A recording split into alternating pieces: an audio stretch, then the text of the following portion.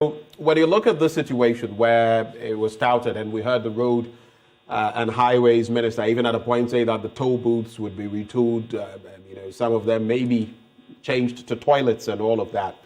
First off, was that mere politicking, playing to the gallery to score political points? And secondly, you make the point that we're charging one of the lowest tolls across the world, if not the lowest.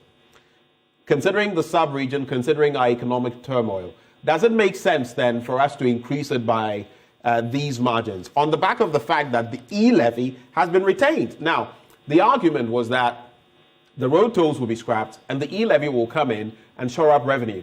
The e-levy, according to Stephen Jalula, Deputy Minister for Roads and Highways, has failed. So this is going to be a double whammy then, because we're going to have the e-levy on board and the road tolls are going to be restored. And in many cases, per the proposal, it's going to be 100% increment. In fact, if you look at the outliers, you're looking at 400% in some instances. What do you make of these? Well, I don't know which are the ones which are 400%.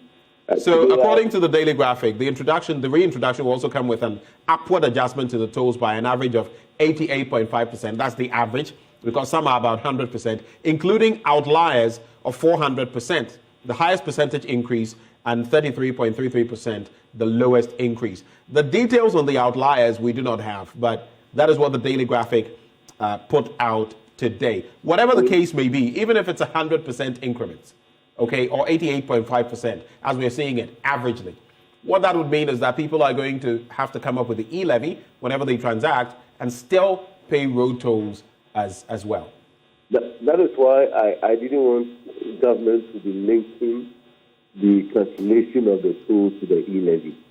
I mean, to bring the e-levy to come and replace it. You could do, because this e-levy system is being operated in Eastern Africa, Kenya, and the likes, where, in fact, the same signal was, government was giving a warning about the failure of this system in other countries because of the percentage. So I just want to put it aside. I want to just say that if it has failed, let it down where government should still go in and see how best they can readjust the figures there to make it a bit convenient for everybody to be okay in doing the transaction with the moment. I just want to put my emphasis on this tool specifically. That let's speak like to Accra. You have a GP, RTU, and Protoa.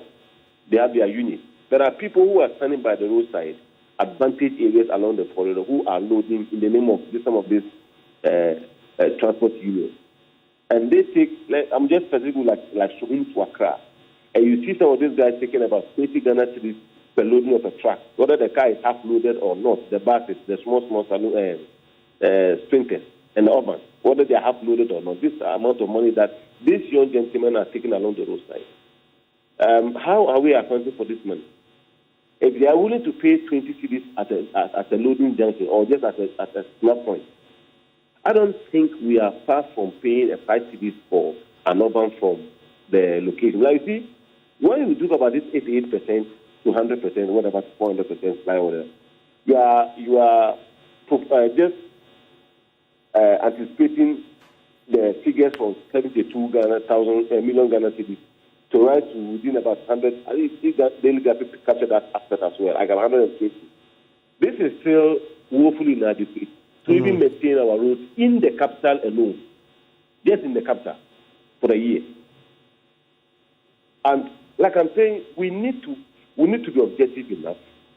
Government has to be more open in the discourse. And you see, some of us who are not with government are helping to shape the discussion on our own. I mean, all the risk and things that comes with it, you get it. But we are objective in whatever we sustain this objectivity over the years. That's why we have the capability of speaking on issues like this.